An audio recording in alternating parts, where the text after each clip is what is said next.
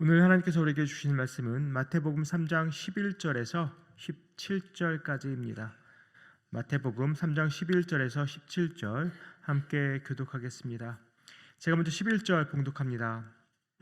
나는 너희로 회개하게 하기 위하여 물로 세례를 베풀거니와 내 뒤에 오시는 이는 나보다 능력이 많으시니 나는 그의 신을 들기도 감당하지 못하겠노라. 그는 성령과 불로 너희에게 세례를 베풀 것이요 손에 키를 들고 자기의 타작마당을 정하게 하사 알곡은 모아 곳간에 들이고 죽정이는 꺼지지 않는 불에 태우시리라. 이때 예수께서 갈릴리로부터 요단강에 이르러 요한에게 세례를 받으려 하시니 요한이 말려 이르되 내가 당신에게서 세례를 받아야 할 터인데 당신이 내게로 오시나이까. 예수께서 대답하여 이르시되 이제 허락하라. 우리가 이와 같이 하여 모든 의를 이루는 것이 합당하니라 하시니 이에 요한이 허락하는지라. 예수께서 세례를 받으시고 곧 물에서 올라오실새 하늘이 열리고 하나님의 성령이 비둘기같이 내려 자기 위에 임하심을 보시더니 같이 읽습니다. 하늘로부터 소리가 있어 말씀하시되 이는 내 사랑하는 아들이요 내 기뻐하는 자라 하시니라. 아멘. 광야에서 외치는 자의 소리, 세례 요한이 오늘 본문 11절과 12절에서 예수님을 소개합니다. 11절을 보니까 자기 자신과 대조하면서 묘사를 하고 있습니다.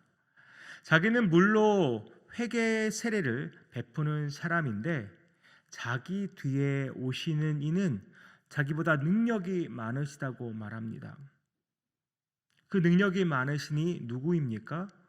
바로 예수님을 가리키고 있습니다. 세례 요한은 자기가 그 예수님의 신을 들기도 감당하지 못한다고 말합니다. 그 비교가 아예 되지 않는다는 것이죠.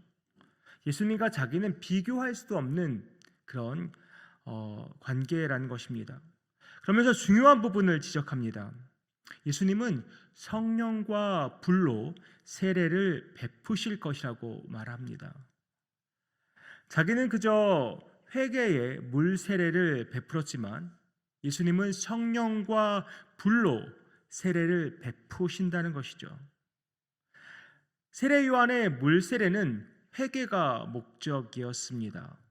하지만 예수님은 성령과 불로 세례를 베푸신다는 것이죠.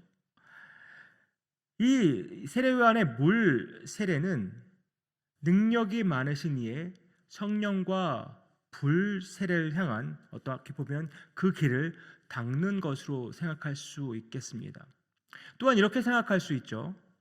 물이 외적인 표현이라면, 어떤 외적인 표징이라면 성령은 내적인 역사라고 할 수 있습니다. 성령과 불은 죄에 대한 정화와 또 심판의 이미지를 함께 갖고 있는데, 그래서 12절 말씀처럼 회개하여 예수께 나오는 자는 알곡을 모아서 곳간에 드리는 것처럼 정화되고 구원을 얻게 되지만, 그것을 거부하는 쭉정이는 종말의 때에 꺼지지 않는 불에 심판을 받게 될 것이라고 말합니다. 그야말로 세례 요한은 구원자인 동시에 심판자인 예수 그리스도를 예비하는 소리에 불과한 것입니다. 그런데 세례 요한은 비교도 할 수 없는 능력을 가지신 예수님께서 지금 세례 요한에게 세례를 받으러 요단강에 오셨습니다. 세례 요한과는 정말 비교할 수도 없는 그분이 오히려 세례 요한에게 세례를 받으려고 오셨다는 것이죠. 요한은 직감했습니다. 아, 이분이 예수님이구나. 그런데 나는 이분의 신을 들기도 감당하지 못하는데 이분이 나에게 세례를 받으시겠다니 황당하기도 하고 몸둘 바를 모르게 된 것이죠. 그렇게 요한은 만류합니다. 아닙니다. 제가 세례를 받아야지 왜 예수님이 세례를 받으십니까? 라고 예수님을 말리지만 예수님이 이렇게 대답하십니다. 15절입니다. 예수께서 대답하여 이르시되 이제 허락하라. 우리가 이와 같이 하여 모든 의를 이루는 것이 합당하니라. 예수님이 세례 요한에게 세례를 받는 것으로 모든 의를 이루는 것이 합당하다고 말씀하십니다. 모든 의가 의미하는 것은 무엇일까요? 어떠한 선행을 말하는 것일까요? 여기서 말하는 모든 이는 일반적으로 말하는 어떤 의로운 것, 선한 어떤 그런 것을 말한다기보다는 하나님의 뜻을 의미합니다. 인간을 위해 세우신 하나님의 구원 계획과 그 뜻을 가리키는 것이죠. 그런데 왜 예수님이 세례 요한에게 세례를 받는 것으로 하나님의 그 뜻과 구원 계획이 이루어지는 것일까요? 그에 대한 답은 16절과 17절 통해서 우리가 힌트를 얻을 수가 있습니다. 예수님이 세례 요한에게 세례를 받고 물에서 올라오시자 어떤 일이 벌어집니까? 하늘이 열리고 하나님의 성령이 비둘기같이 임합니다. 그리고 하늘로부터 이런 소리가 들리죠. 이는 내 사랑하는 아들이요 내 기뻐하는 자라. 이는 내 사랑하는 아들이요 내 기뻐하는 자라. 예수님이 누구신지, 또한 예수님의 역할이 무엇인지, 이 땅에서 무엇을 하게 되실지 분명하게 보여주는 음성입니다. 먼저 내 사랑하는 아들이라고 말씀합니다. 이것은 시편 2편 7절의 말씀을 암시한다고 볼 수 있는데요. 공동번역이 이 의미를 잘 살리고 있어서 제가 공동번역으로 시편 2편 7절을 읽어드립니다. 나를 왕으로 세우시며 선포하신 야훼의 칙령을 들어라. 너는 내 아들, 나 오늘 너를 낳았노라. 하나님의 아들은 왕을 가리키는 것입니다.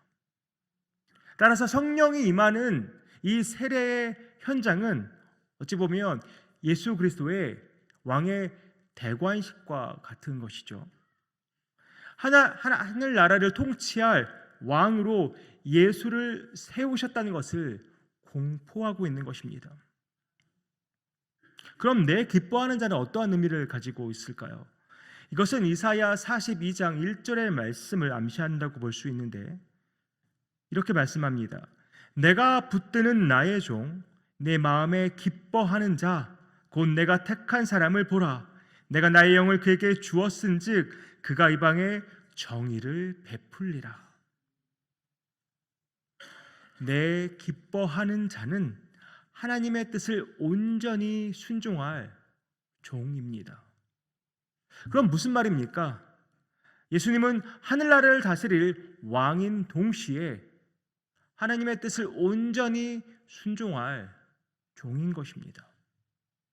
그런데 우리가 혼동하지 말아야 될 것은 예수님이 세례를 받으시는 순간 이렇게 되셨다라는 의미가 아니라 지금 이 순간은 이미 그 사명을 가지고 이 땅에 오신 예수님, 왕으로서 또한 종으로서 그 사명을 가지고 이 땅에 오신 예수님, 그것을 공적으로 드러내는, 나타내는, 선포하는 시간이 바로 이 세례의 현장이라는 것입니다. 또 이 구절에 또 중요한 메시지가 또 있습니다. 하늘의 아버지께서 아들을 선언하시죠. 또 성령께서 아들 위에 임합니다. 또 그 밑에는 세례받고 있는 아들 예수가 있고요. 삼위 하나님이 한 자리에 있는 현장입니다. 이것이 무엇을 말합니까? 구원은 삼위 하나님이 함께 인간을 위해 일하시는 은혜의 역사라는 것입니다. 그렇다면 왕이시고 구원자 메시아이신데 왜 굳이 세례 요한에게 세례를 받으셔야만 했을까요? 왜 세례 요한에게 세례를 받는 것이 모든 의를 이루는 것일까요? 왜 하나님의 뜻을, 하나님의 구원 계획을 이루는 것이 세례 요한에게 세례를 받는 것으로 이루어지는 것일까요? 도대체 무슨 상관이 있을까요? 마태복음 20장 28절이 이렇게 말씀합니다. 인자가 온 것은 섬김을 받으려 함이 아니라 도리어 섬기려 하고 자기 목숨을 많은 사람의 대속물로 주려 함이니라.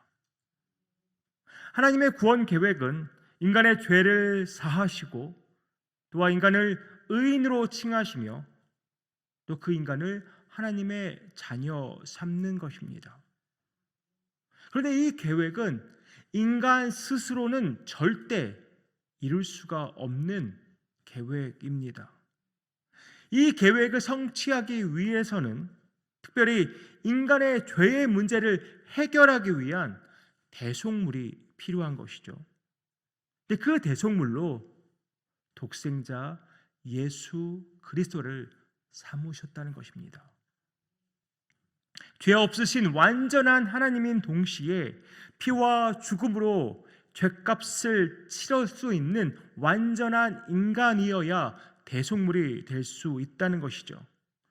이렇게 해야만, 이런 존재여야만 하나님인 동시에 완전한 하나님인 동시에 완전한 인간이어야만 인간의 모든 죄를 씻을 수 있는 대속물이 될 수 있다는 것입니다. 그렇게 예수님은 인간의 모든 죄를 지고 죽어야 하는 사명을 가지고 이 땅에 오신 것입니다. 죄는 없으시지만 죄인들의 모든 죄를 짊어지셔야 하기에 자기 자신을 다른 죄인들과 동일시 하시기 위해서 지금 친히 세례 요한에게 회개의 세례를 받고 계신 것입니다. 그렇게 낮아지신 것이죠. 예수 그리스도께서 짊어져야 할 그 십자가, 또 십자가를 등에 지고 걸어가야 할 그 고난의 길, 또 그 십자가에서, 그 십자가 위에서 피 흘림과 그 죽음, 이 모든 것 예수님은 다 알고 계셨습니다. 하지만 순종하신 것입니다. 그리고 겸손히 낮아지신 것입니다. 왜 그렇게 하셨습니까? 예수님의 낮아지심과 순종이 있어야만, 그것이 있어야만 하나님의 구원 계획이 온전히 이루어지기 때문입니다. 그래서 로마서 5장 19절이 이렇게 말씀한 것입니다. 한 사람이 순종하지 아니함으로 많은 사람이 죄인 된 것 같이 한 사람이 순종하심으로 많은 사람이 의인이 되리라.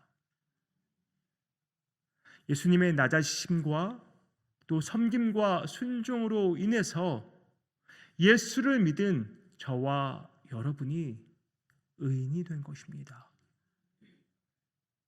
예수 그리스도께서 십자가에서 우리를 대신해 대속물이 되셨기에 우리가 은혜로 구원을 받게 된 것입니다. 예수님의 낮아지심과 그 순종으로 우리가 의인이 되고 하나님의 자녀가 되었다면 그럼 우리는 어떠한 삶을 이 땅에서 살아가야 하는 것일까요? 예수님이 우리에게 보이신 그 섬김과 순종의 본, 우리도 따라야 하지 않겠습니까? 빌립보서 2장 5절에서 8절, 제가 메시지 성경을 한번 읽어드립니다. 그리스도 예수께서 자기 자신을 생각하셨던 방식으로 여러분도 자기 자신을 생각하십시오. 그분은 하나님과 동등한 지위셨으나 스스로를 높이지 않으셨고 그 지위의 이익을 고집하지도 않으셨습니다. 조금도 고집하지 않으셨습니다.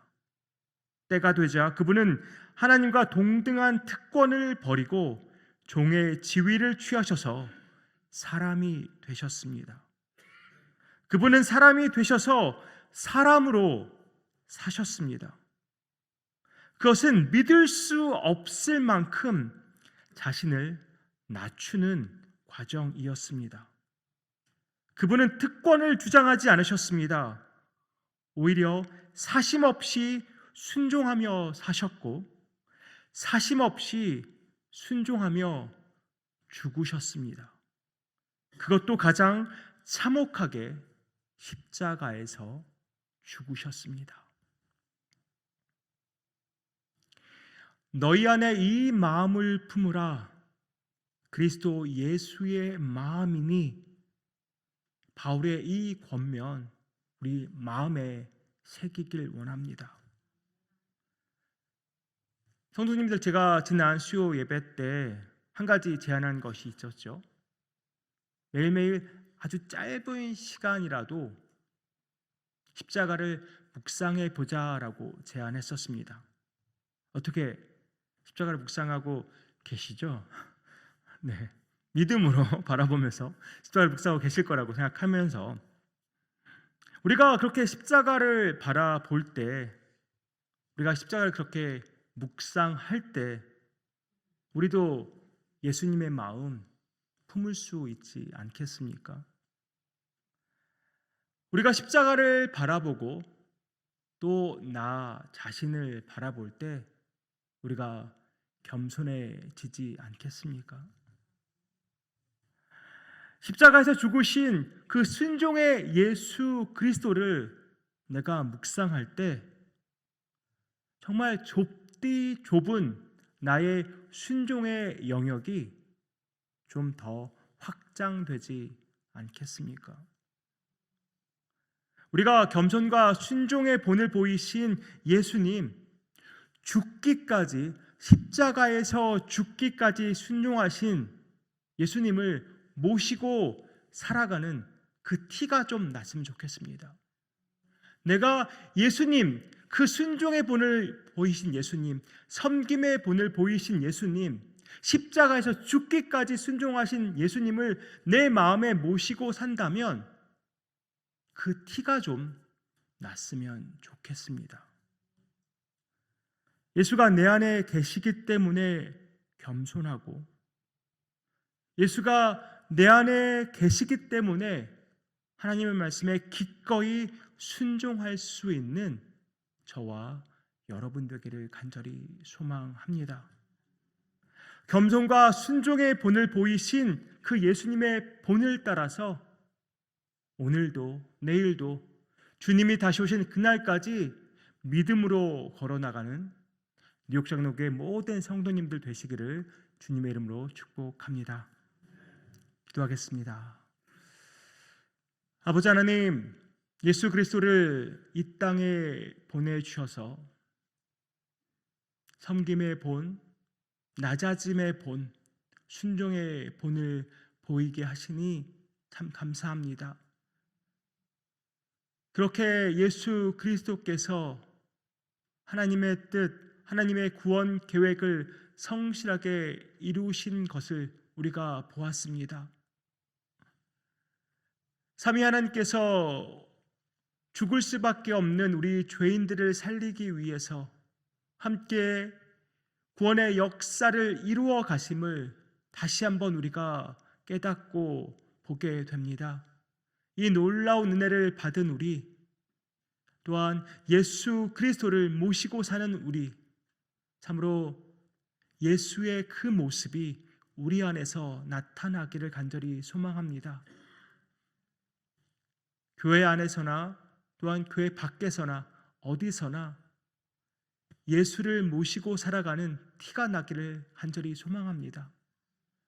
사람들이 우리를 볼 때, 저 사람에게서 예수의 향기가 나는구나, 예수의 모습을 보게 되는구나 고백할 수 있는 삶 우리가 살기 원합니다. 주님 함께하여 주시옵소서.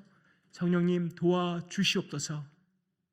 온전히 우리의 모든 인생을 주께 맡기오니 주의 길대로 우리를 인도하여 주시옵소서. 이 모든 말씀 예수 그리스도의 이름으로 기도하옵나이다. 아멘.